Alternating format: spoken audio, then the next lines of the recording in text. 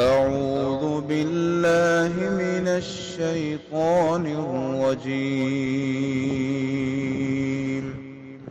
بسم الله الرحمن الرحيم. السلام علیکم ورحمۃ اللہ وبرکاتہ۔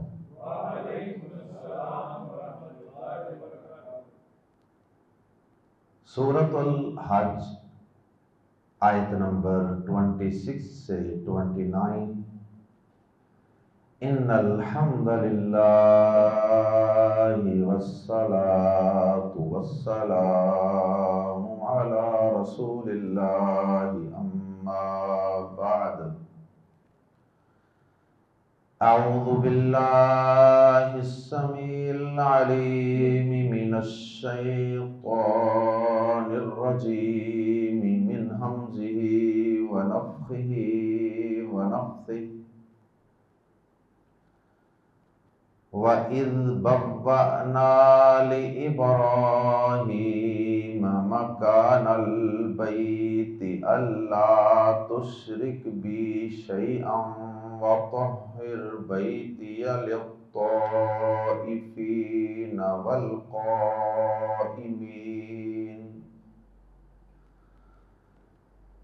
والقائمين والركع السجود۔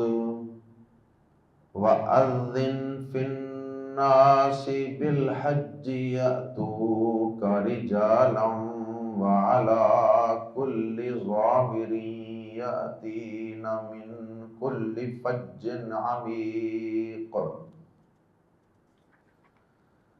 ليشهدوا منافع لهم ويذكروا اسم الله في أيام معلومات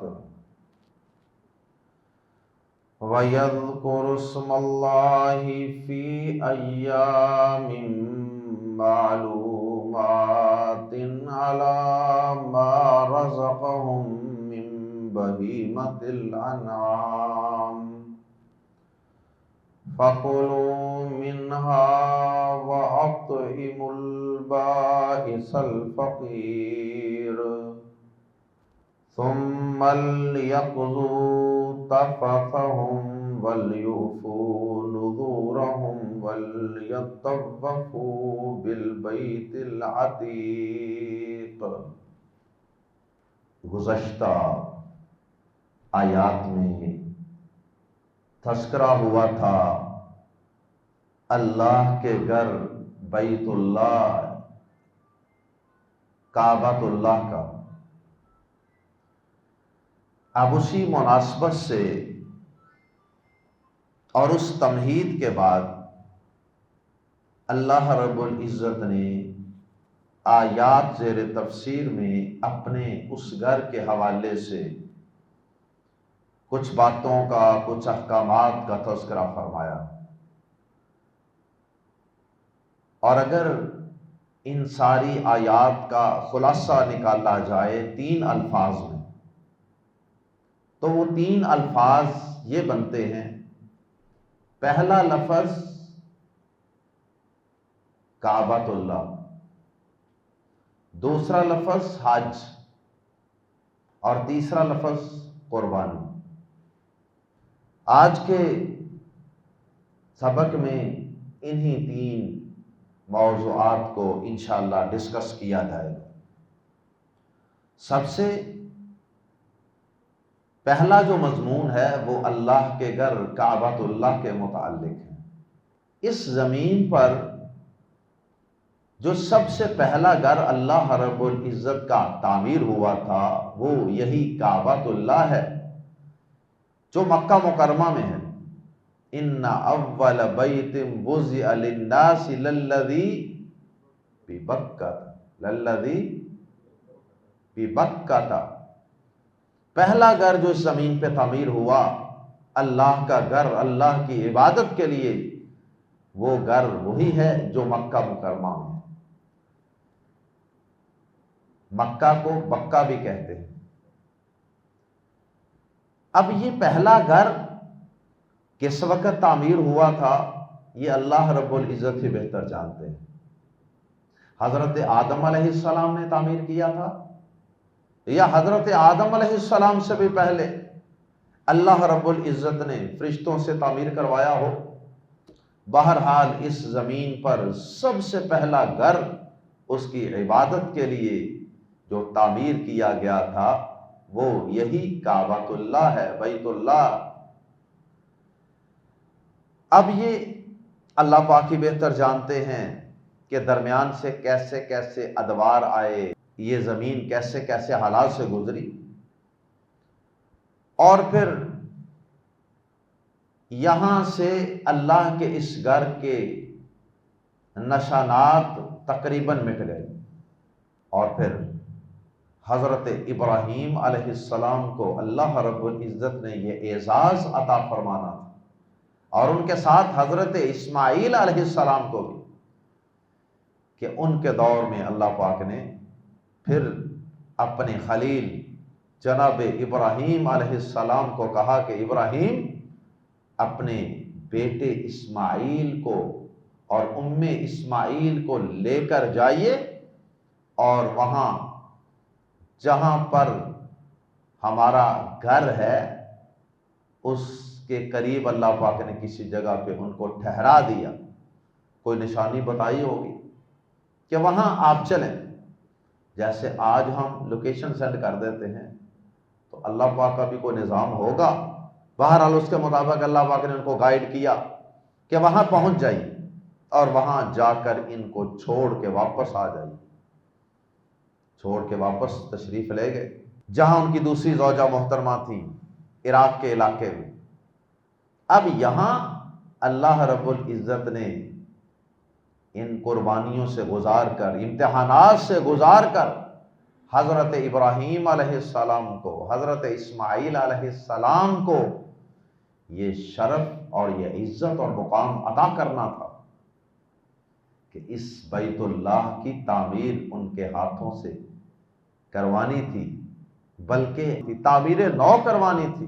تو پھر اللہ پاک نے حضرت ابراہیم علیہ السلام کو ایک وقت کے بعد، جب اسماعیل علیہ السلام کچھ جوان ہو گئے، اور اس دوران وہاں کئی قسم کی آزمائشیں ہوتی رہیں، وہاں اللہ پاک نے زمزم کا کنواں بھی جاری کر دیا، وہاں اللہ پاک نے اس کنویں کے بعد لوگوں کی کچھ وہاں رہائشیں اور مکانات بھی بنوا دیے، کیونکہ جہاں پانی ہوتا تھا اس دور میں لوگ وہیں پر رہنا پسند کرتے تھے، پانی ایک بنیادی ضرورت۔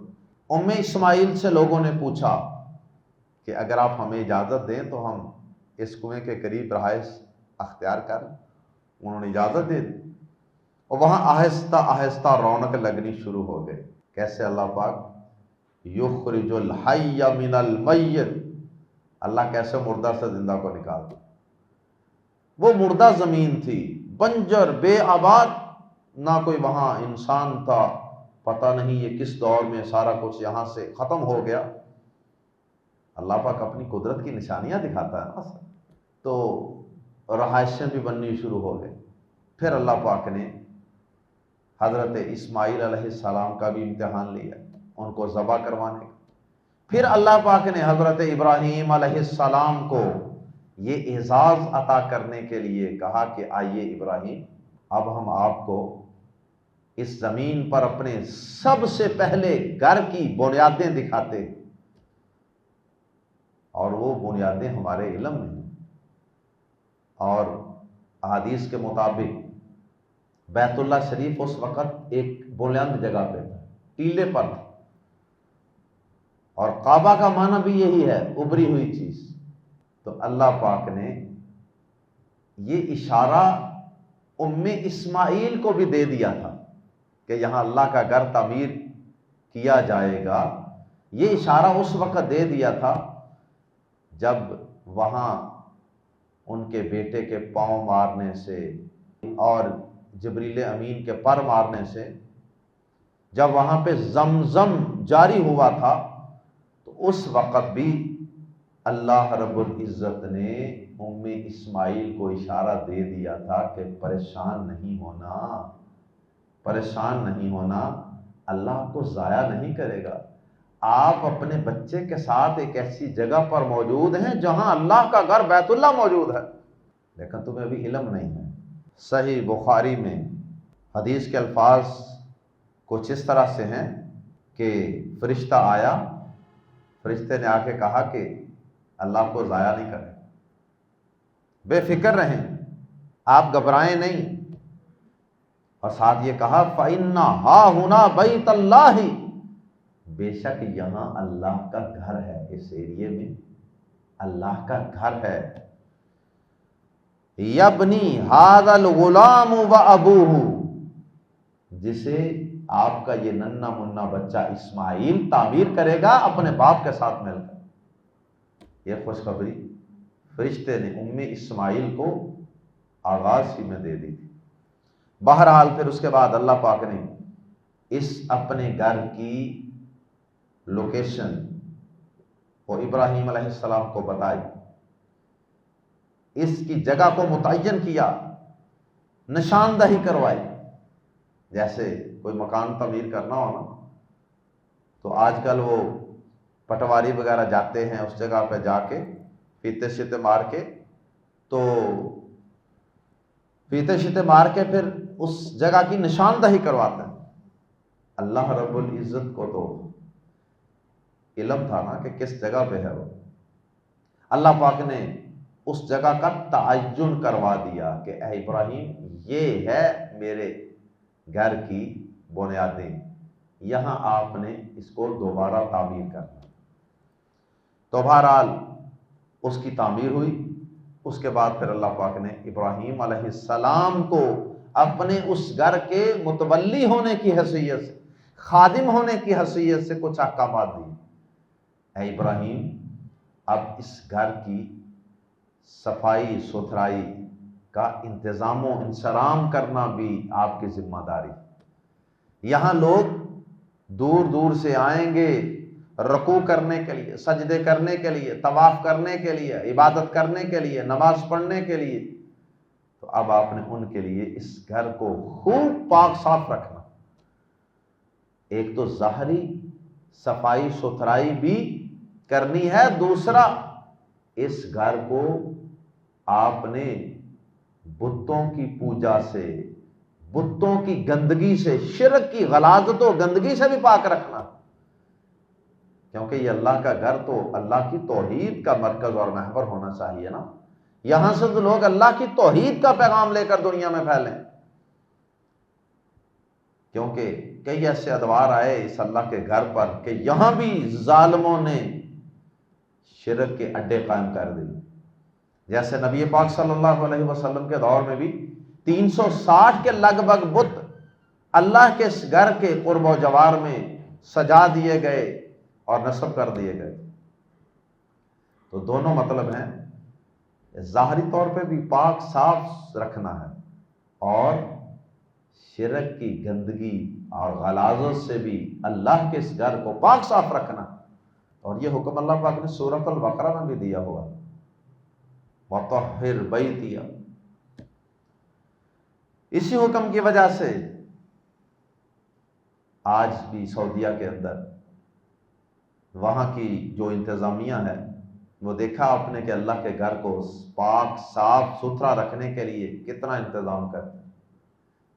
لاکھوں لوگ ایٹ اے ٹائم وہاں موجود ہوتے ہیں مکہ مکرمہ، لیکن مجال ہے کہ کوئی گندگی آپ کو وہاں نظر آ جائے۔ ہر وقت صفائیاں ستھرائیاں ہو رہی۔ اللہ اکبر۔ اور پھر دوسرے معنی پر بھی انہوں نے عمل کیا ہے کہ وہاں کسی قسم کی کوئی شرکیہ ایکٹیویٹی آپ کو نظر نہیں آتی۔ کئی لوگ مختلف علاقوں سے آئے ہوئے کمزور ایمان والے عقیدے والے مسلمان وہاں بعض اوقات کوئی کوشش کرتے ہیں ایسے کام کرنے کی، لیکن انہیں اس سے روک دیا جاتا ہے کہ نہ بھائی یہ کام نہیں کرنا۔ توحید۔ اللہ اکبر۔ تو اللہ پاک نے ابراہیم علیہ السلام کو اپنے اس گھر کی جگہ بھی متعین کر کے بتا دی کہ یہاں تعمیر کیجئے، اور پھر اس کو پاک صاف رکھیے، اور پھر اسے شرک سے بطور خاص پاک صاف رکھنے کا حکم دیا. اور پھر اس گھر کو جب بنا لیا تو پھر یہاں لوگوں کو بلانے کے لیے، رونق لگانے کے لیے حج عمرے کا اعلان بھی کر دیجئے پوری دنیا میں. اللہ اکبر. بعض مفسرین نے لکھا ہے کہ اللہ پاک نے ابراہیم علیہ السلام کی آواز کو پوری دنیا میں پھیلا دی. بہرحال اس کی کوئی پختہ دلیل تو نہیں ملی، لیکن اللہ کے لیے ایسا کرنا کوئی مشکل تو نہیں ہے، اس کے لیے تو سب کچھ ممکن ہے. تو آج کے سوشل میڈیا کے دور میں ایک خبر ایسے جنگل میں آگ کی طرح پھیل جاتی ہے تو اللہ پاک کا تو میڈیا کہیں اس سے مضبوط ہو.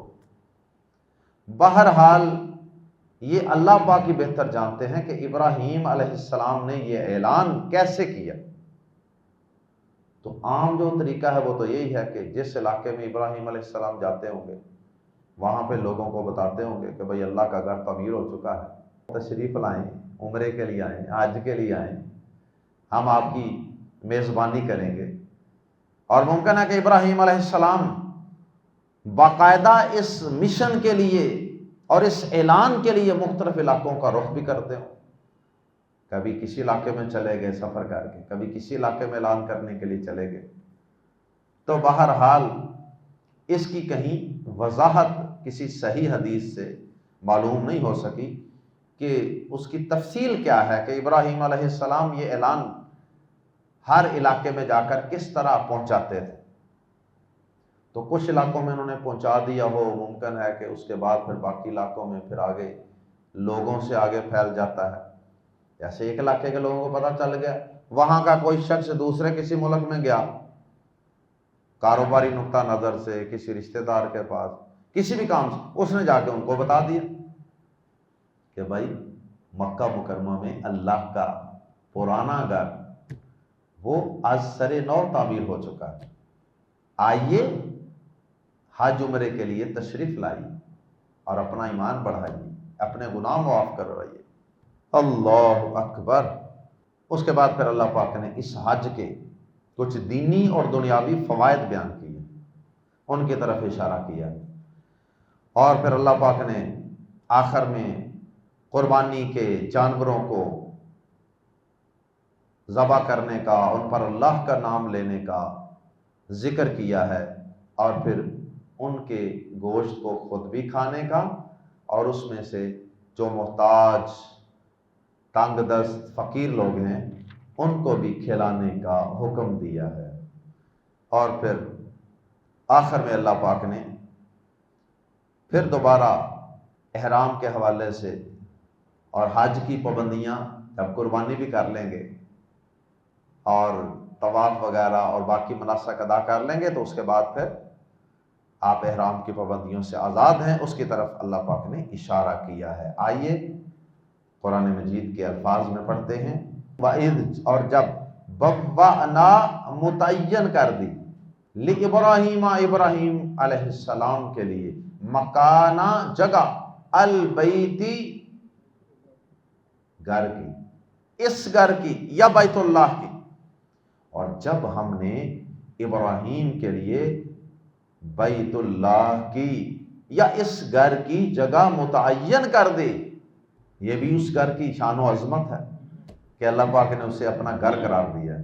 اللہ متعین، جگہ متعین کرنے کے ساتھ ہی فوراً، ابھی جگہ متعین کی ہے، اللہ کا گھر ابھی تعمیر ہوا نہیں، اور ساتھ ہی پہلی انسٹرکشن فوراً آسمان سے نازل کر دی، اللہ کے نام تو شریک کر بھی میرے ساتھ شیئا، کسی چیز کو. ابراہیم تجھ سے تو ہمیں توقع بھی نہیں کہ تو بڑا مواحد ہے، تیری تو ہم نے بچپن سے ہی تربیت بت پرست باپ کے گھر میں رکھ کر ہم نے تیری بچپن سے توحید کی تربیت کی ہوئی ہے، تجھ سے تو یہ توقع نہیں ہے. لیکن اصل میں تیری وساطت سے ہم جو اس گھر کے پاس آئیں گے لوگ، ان کو ہم یہ نصیحت کر رہے ہیں اللہ تشرک بی شیئا، کہ تو میرے ساتھ کسی چیز کو شریک نہ کرنا۔ اور اس میں ضمناً یہ معنی بھی ہے کہ ابراہیم تو نے شریک نہیں کرنا، اور تو اس بیت اللہ کا متولی ہے، تو تیری ذمہ داری ہے کہ یہاں آنے والوں کو بھی میرے ساتھ کسی کو شریک نہ ٹھہرانے دینا، اس بات کا بھی اہتمام کرنا۔ اور ضمناً یہ بات بھی معلوم ہوئی اللہ کے گھر کا متولی بننے کا حق کس کا ہے؟ جو اللہ کے گھروں میں شرک نہ ہونے دے، زیادہ حقدار وہ ہے۔ اور جو اللہ کے گھر میں شرکیہ اعمال کو خود پروموٹ کرے، اس کو متولی بننے کا کوئی حق نہیں ہے۔ اور دوسرا حکم اس گھر کو تعمیر کرنے سے پہلے وَطَہِّرْ، اور خوب پاک صاف رکھ، وَطَہِّرْ، اور خوب پاک صاف رکھ، بیتیا، یہ اصل میں تھا بیتی، تو یہاں پر زبر لگائی ہے خوبصورتی کے لیے، بیتیا، میرے گھر کو، لی کے لیے، الطائفین، طواف کرنے والوں کے، للطائفین، طواف کرنے والوں کے لیے۔ اور طواف کا معنی ہوتا ہے کسی چیز کے گرد چکر لگانا، گھومنا۔ اللہ اکبر، للطائفین، اور یہ طواف اللہ کا صرف اس زمین پر ایک گھر ہے، بیت اللہ، صرف اس کا طواف، اس کے گرد چکر لگانا عبادت سمجھ کر جائز ہے۔ اس پوری روئے زمین پر کوئی ایک بھی ایسی جگہ نہیں، کوئی حجر، کوئی شجر، کوئی قبر، حتیٰ کہ کوئی مسجد بھی ایسی نہیں کہ جس کا طواف کرنے کی اللہ نے اجازت دی ہو۔ حتیٰ کہ مسجد نبوی اور مسجد اقصی، بیت المقدس کا بھی طواف کرنا جائز نہیں ہے۔ بدقسمتی سے ہمارے قرآن سے دور مسلمانوں نے، کمزور ایمان اور گمراہ مسلمانوں نے اللہ کے اس گھر کے مقابلے میں کئی ایسی جگہیں، کئی ایسی قبریں بنا دی ہیں جہاں باقاعدہ اللہ کے گھر کی طرح طواف کیا جاتا ہے۔ العیاذ باللہ، انا للہ و انا الیہ راجعون۔ اللہ ایسے مسلمانوں کو ہدایت عطا فرمائے۔ وَطَہِّرْ بَیْتِیَ، اور پاک رکھیے، پاک کیجئے، صاف کیجئے، بیتیا، میرے گھر کو، للطائفین، طواف کرنے والوں کے لیے، والقائمین، اور قیام کرنے والوں کے لیے، والرکع السجود، والرکع، الرکع راکعون کی جمع ہے، راکعون فاعلون کے وزن پہ، رکوع کرنے والا، اور اس کی جمع ہے الرکع، رکوع کرنے والوں کے لیے۔ اور اسی طرح السجود، یہ جمع ہے ساجدن، سجدہ کرنے والا کی، والرکع السجود، اور رکوع سجود کرنے والوں کے لیے بھی پاک صاف رکھ۔ تو ظاہر نماز کا حصہ یہی چیزیں ہیں نا، رکوع ہے، سجدہ ہے، قیام ہے، مراد نماز ہے۔ وَأَذِّن، اور نبی پاک صلی اللہ علیہ وسلم نے عام جو مسجدیں ہوتی ہیں بیت اللہ کے علاوہ، ان کو بھی پاک صاف رکھنے کا حکم دیا ہے۔ آپ نے حکم دیا کہ مسجدوں کو پاک صاف اور خوشبودار رکھا جائے۔ اور یقین کیجئے کہ میں نے دیکھا ہے کہ بڑی بڑی فیکٹریوں کے مالک، بڑے بڑے بزنس مین، جن کے پاس اتنا پیسہ ہے کہ شاید انہیں حساب بھی نہیں ہوگا، لیکن جو انہوں نے اپنی فیکٹریوں کے باہر مسجدیں بنائی، یا جو انہوں نے اپنے پیٹرول پمپوں کے باہر مسجدیں بنائی، ان کے اندر اتنی بری حالت ہوتی ہے اکثر مقامات پہ، الا ماشاءاللہ کچھ لوگ ہیں جن کو خیال ہے، ٹوٹیاں ٹھیک نہیں ہوتی وہاں کی، اللی لگی ہوتی ہے، ٹائلیں ٹوٹی ہوئی ہیں وضو والی جگہ میں، اور مسجد کے اندر جاؤ وہاں پر جناب جو قالین ہوتے ہیں ان میں سے بدبو آ رہی ہوتی ہے،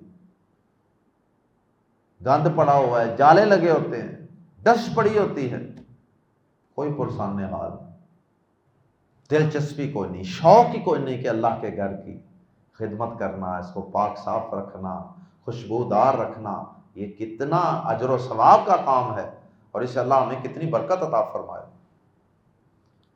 اور اس کا بڑا سبب یہ ہوتا ہے کہ وہ نمازی نہیں ہوتے، خود نمازی نہیں ہوتے۔ جو بندہ خود نمازی نہیں ہے اسے بھلا اللہ کے گھر مسجد سے کیا پیار ہوگا، اسے مسجد کی اہمیت کا کیا پتہ ہوگا جو نمازی نہیں۔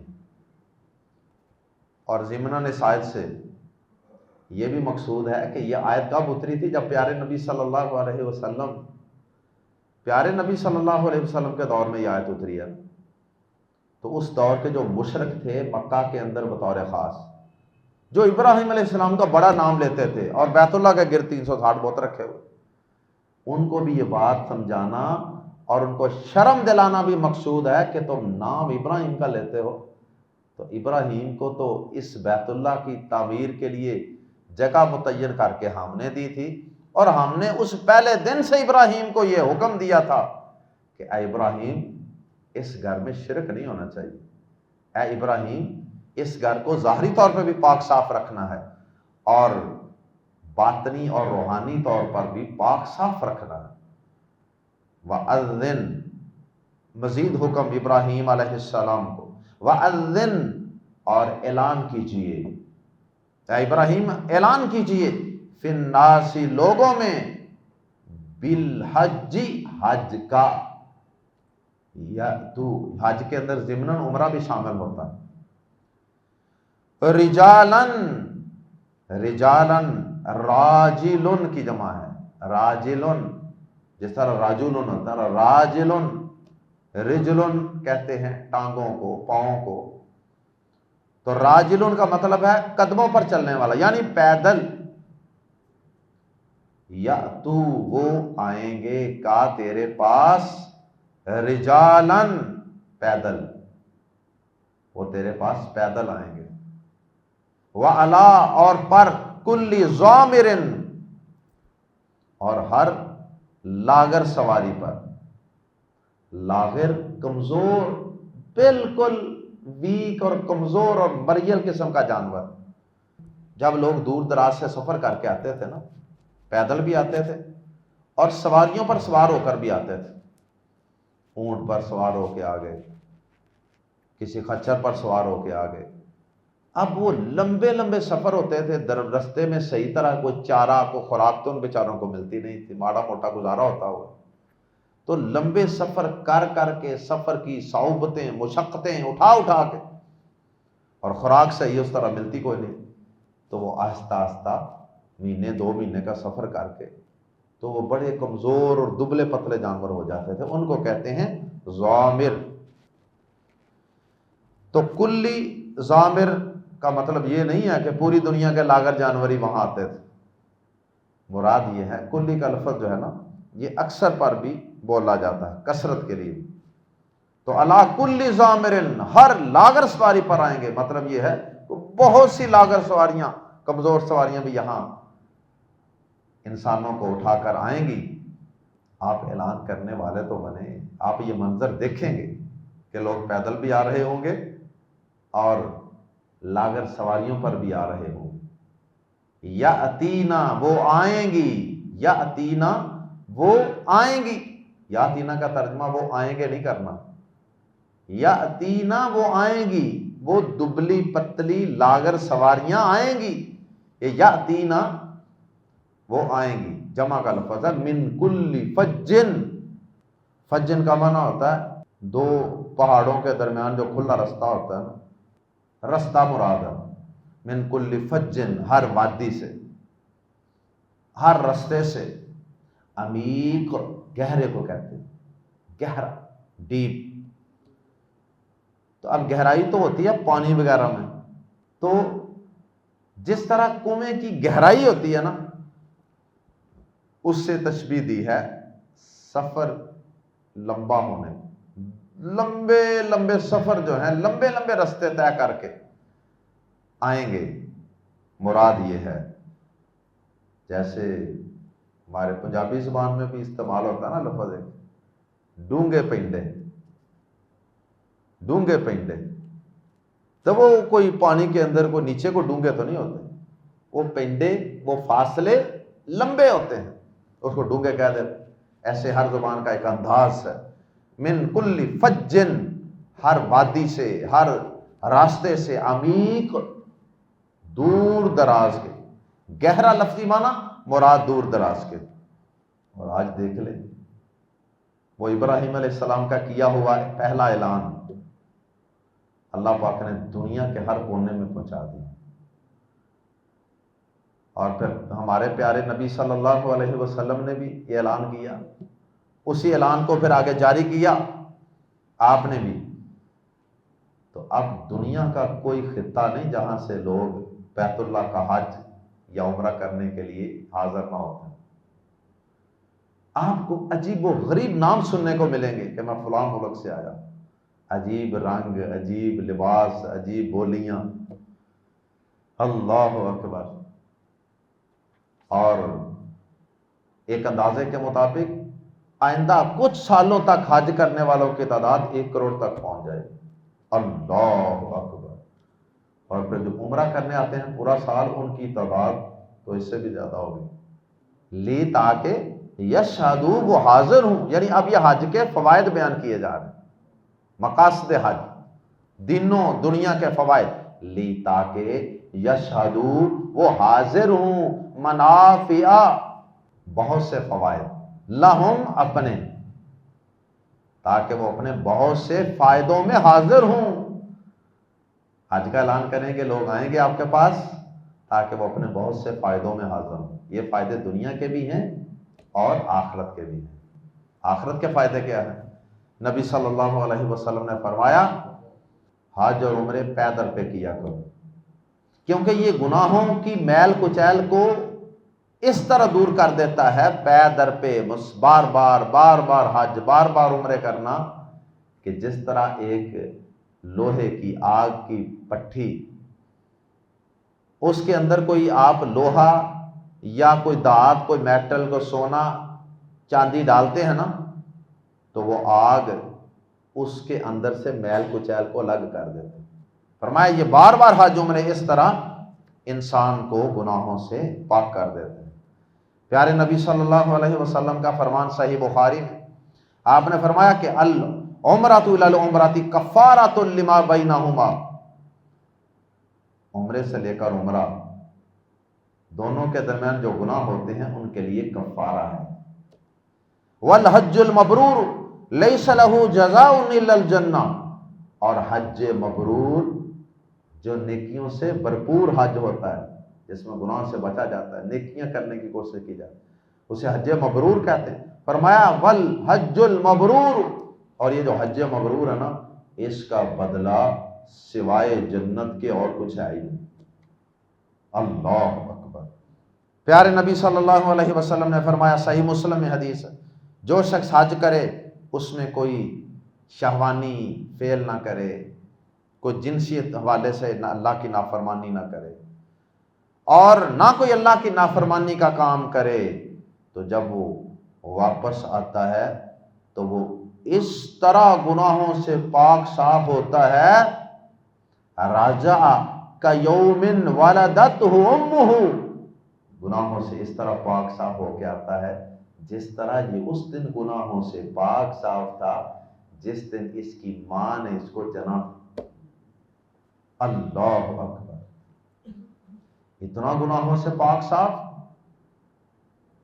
اس کے بعد یہ تو اس کے اخروی فوائد ہیں، اس کے بعد دنیاوی فوائد بھی بہت سے ہیں۔ اگرچہ حج کا بنیادی مقصد تو اللہ کی عبادت، حج، طواف وغیرہ ہی ہونا چاہیے، لیکن ضمناً حج کے ساتھ اللہ پاک نے یہ اجازت دی ہے کہ آدمی وہاں اگر ساتھ یہ بھی سوچے کہ چلو جاتے ہوئے یہ چیز لے جاتا ہوں، وہاں بیچیں گے، پوری دنیا سے لوگ آئے ہوتے ہیں، تو وہاں بازاروں میں، منڈیوں میں اگر آدمی کوئی چیز بھی لے جائے بیچنے کے لیے، یا وہاں سے کوئی چیز خرید لائے، تو یہ بھی جائز ہے۔ جیسے اللہ پاک نے سورۃ البقرہ میں اس کی اجازت دی ہے، لیس علیکم جناح ان تبتغوا فضلا من ربکم، تم پر کوئی گناہ نہیں ہے کہ تم جب حج عمرے پہ جاؤ تو وہاں اللہ کا فضل تلاش کرو، یعنی کاروبار وغیرہ بھی کچھ کر سکتے ہو۔ تو اس لحاظ سے حج کے اور بھی بہت سے فوائد۔ ساری دنیا کے مسلمان جمع ہوتے ہیں عالم کفر پر، دشمنوں پر ایک رعب اور دبدبہ ہوتا ہے، مسلمان سب ایک ہیں، ایک امام کے پیچھے ایک ہی صف میں کھڑے ہوتے ہیں، رنگ نسل قبیلہ امیر غریب بادشاہ رعایا سب کھڑے ہوتے ہیں۔ پھر دنیا بھر کے مسلمانوں سے ملاقاتیں ہوتی ہیں۔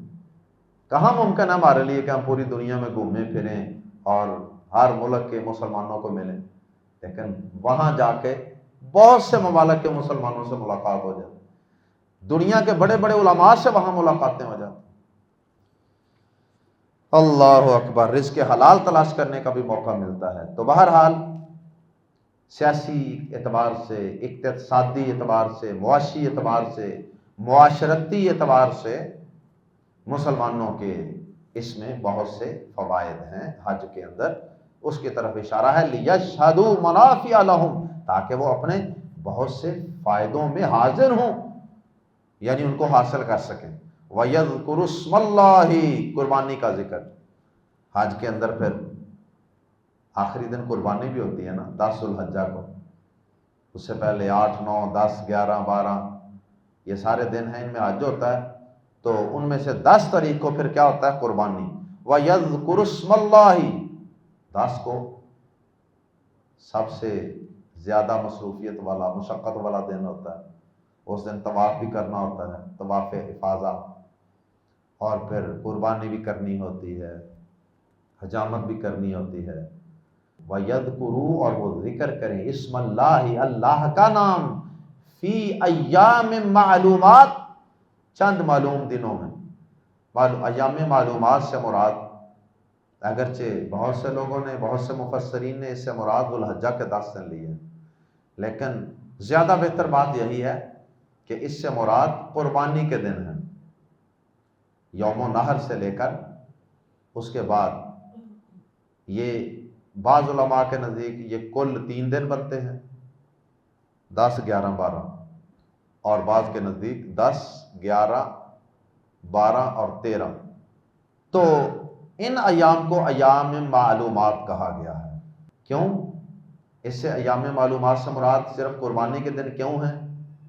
کیونکہ آگے وضاحت قرآن مجید کی آیت میں خود ہی اللہ پاک نے کر دی ہے کہ اس سے مراد پورا عشرہ ذو الحجہ نہیں ہے، کیونکہ پورے عشرہ ذو الحجہ میں جانور ذبح تو نہیں ہوتے۔ آگے دیکھیے، وَيَذْكُرُ اسْمَ اللَّهِ فِي أَيَّامٍ مَعْلُومَاتٍ، اور معلوم دنوں میں، چند معلوم دنوں میں اللہ کا نام ذکر کریں، اللہ پر، ما جو رازقہ دیے ہیں، ہم انہیں، جو اس نے دیے ہیں انہیں، من بہیمۃ الانعام، پالتو چوپائے۔ اللہ اکبر، اور چند معلوم دنوں میں ان پالتو چوپاؤں پر اللہ کا نام ذکر کریں جو اس نے انہیں دیے ہیں۔ یعنی یہ 10 تاریخ کو بھی قربانی کر سکتے ہیں، 11 کو بھی، 12 کو بھی، اور بعض علماء اور صحابہ کے بقول 13 کو بھی کر سکتے ہیں۔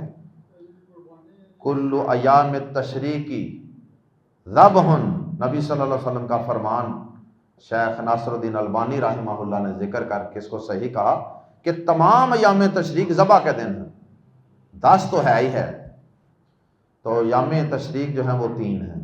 بہرحال اس میں اختلاف ہے۔ فَكُلُوا، پس کھاؤ، مِنْهَا، ان میں سے، ان کے گوشت میں سے کھاؤ، وَأَطْعِمُوا الْبَائِسَ، اور کھلاؤ، البائس، تنگ دست کو، الفقیر، محتاج۔ الفقیر کے ساتھ مزید تاکید کے لیے البائس کا لفظ لگا دی، دونوں کا معنی ملتا جلتا ہے۔ تنگ دست محتاج کو کھلاؤ، خود بھی کھاؤ اور انہیں بھی کھلاؤ، اور اغنیاء کو بھی کھلا سکتے ہیں۔ ان کو کھلانے کا ذکر چند آیات کے بعد انشاءاللہ اسی صورت میں آ رہا ہے۔ اس میں خود بھی کھانے کا ذکر ہے اور تنگ دستوں کو، فقیروں کو بھی کھلانے کا ذکر ہے۔ تو بعض اہل علم نے کہا کہ خود کھانا جو ہے نا، اس کا صرف جواز ہے، ضروری نہیں ہے۔ سارا گوشت خود نہیں کھا سکتے، خود نہیں رکھ سکتے قربانی کا سارا گوشت، لیکن سارا غریبوں میں بانٹ سکتے ہیں۔ لیکن قرآن مجید کی آیت بھی اور نبی صلی اللہ علیہ وسلم کی احادیث میں جو اشارے ہیں اس سے یہ معلوم ہوتا ہے کہ کوشش کرنی چاہیے کہ خود بھی کھایا جائے کچھ نہ کچھ. جیسے کہ مسند احمد میں امام احمد رحمہ اللہ نے حدیث بیان کی ہے کہ نبی پاک صلی اللہ علیہ وسلم نے اور حضرت علی رضی اللہ تعالیٰ نے مل کر 100 اونٹ ذبح کیے تھے حجۃ الوداع کے موقع پر. 100 اونٹ ذبح کیے تھے اور آپ نے ذبح کرنے کے بعد ان سارے اونٹوں میں سے تھوڑا تھوڑا گوشت لے کر پھر اس کو پکوایا، پھر اس کا شوربہ آپ نے پیا. سارے اونٹوں میں سے تھوڑا تھوڑا گوشت اٹھا کے. اس کا مطلب ہے کہ اس کی فضیلت تو کم از کم ہے نا کہ خود بھی کچھ نہ کچھ کھانا چاہیے. ثم پھر لی، تاکہ یہ لام جو ہے یہ لام امر ہے، یعنی یہ کرنا ضروری ہے. جو لام پیچھے مل کر سائلنٹ ہو جائے اسے کہتے ہیں لام امر. ثم لیقضوا، اصل میں تھا ثم لیقضوا، پیچھے ملنے سے سائلنٹ ہو گیا. ثم لیقضوا، پھر وہ دور کریں. تافاثا، تافاسن کہتے ہیں میل کچیل کو. تافاثاہم، اپنی میل کچیل. پھر وہ اپنی میل کچیل دور کریں. کیا مطلب؟ جب قربانی کر لی، طواف کر لیا، تو اس کے بعد پھر ظاہر ہے کہ احرام کے کپڑے پہنے ہوئے ہیں، ناخن نہیں کاٹ رہے احرام کی وجہ سے، بال نہیں کاٹ رہے، اور خوشبو والے صابن صوبن لگا کے بندہ نہا بھی نہیں رہا، تو وہ میل کچیل جسم پہ لگ جاتی ہے نا. تو اس کی طرف اشارہ ہے کہ یعنی احرام اتار دو. اب آپ ناخن کاٹ سکتے ہیں، بال کٹوا سکتے ہیں، میل کچیل دور کر سکتے ہیں، لیکن ابھی بیوی کے ساتھ تعلقات قائم نہیں کر سکتے. ابھی صرف یہ پابندیاں میل کچیل دور کرنے والی ختم ہوئی ہیں. سلے ہوئے کپڑے پہن لیں آپ، صاف ستھرے، خوشبو لگائیں، سارا کچھ کریں. اور یہ سارا کچھ کرنے کے بعد بھی آپ طواف کر سکتے ہیں. طواف زیارہ جو ہے وہ یہ سارا کچھ کرنے کے بعد بھی کر سکتے ہیں. ہاں، جب یہ طواف بھی کر لینا ہے نا، طواف بھی کر لینا ہے، اس کے بعد پھر بیوی سے مباشرت اور تعلق قائم کرنے کی پابندی بھی ختم. اب آپ آزاد ہیں. اسی طرح کسی نے کوئی نظر مانی ہوتی ہے، فرض کریں جی میں اللہ کے گھر میں جاؤں گا نا تو میں وہاں ایک دن اعتکاف کروں. میں اللہ کے گھر میں جاؤں گا نا تو وہاں میں حج کے بعد نا 2 نفلی روزے رکھوں گا، وہاں جا کے صدقہ کروں گا، وہاں جا کے کھانا کھلاؤں گا. کوئی ایسی نظر اگر کسی نے مانی ہے، یا اتنی جا کے وہاں میں تلاوت کر کے آؤں گا، تو وہ نظر بھی پوری کرے. وَلْيُوفُوا، اور چاہیے کہ پوری کریں، نذورہم، اپنی نظریں. نظر ماننا پسند نہیں کیا گیا، لیکن اگر مان لی ہے تو اس کو پورا کرنا ہے. تو بعض نظریں ایسی ہوتی ہیں نا جو اللہ کے گھر کے متعلق ہی ہوتی ہیں، تو اس لیے حج پہ جانے کے مقاصد بیان ہو رہے ہیں کہ وہاں جا کر پھر تم نے اپنی نظر بھی کو مانی ہے وہ بھی پوری کر لو. وَلْيَطَّوَّفُوا، اور خوب طواف کرو. وَلْيَطَّوَّفُوا کے اندر زائد حروف ہیں، یہ اصل میں تھا لِيَتَطَوَّفُوا، تا بھی تھی اندر زائد، وہ حذف کر دی گئی ہے. تو زائد حروف سے تاکید اور زور بھی پیدا ہو جاتا ہے. وَلْيَطَّوَّفُوا، اور چاہیے کہ خوب طواف کریں، یعنی اس کے بعد بھی جتنے دن ادھر ہیں خوب طواف کریں، یعنی نفلی طواف. بالبیت العتیق، بازر بھی کا البیت العتیق، اس قدیم گھر کا. البیت العتیق، عتیق کا معنی قدیم، پتہ نہیں کتنا پرانا یہ گھر. اور عتیق کا ایک معنی آزاد بھی ہے کہ یہ اللہ کا گھر آزاد ہے، اس کے اوپر کسی بادشاہ کا کوئی حکم نہیں چلتا کہ وہ جب مرضی یہاں کا طواف بند کر دے. تو یہ ایک آزاد اور پرانا اللہ کا گھر ہے، اور چاہیے کہ اس قدیم گھر کا خوب طواف کریں. اللہ اکبر. اللہ ہم سب کو اس گھر کی، اپنے اس پیارے اور قدیم گھر کی بار بار زیارتیں کرنے کی، طواف کرنے کی، سیاں کرنے کی توفیق عطا فرمائے. اللہ بار بار حج عمروں کی سعادت نصیب فرمائے. سبحانک اللہم وبحمدک، اشہد ان لا الہ الا انت، استغفرک واتوب الیک.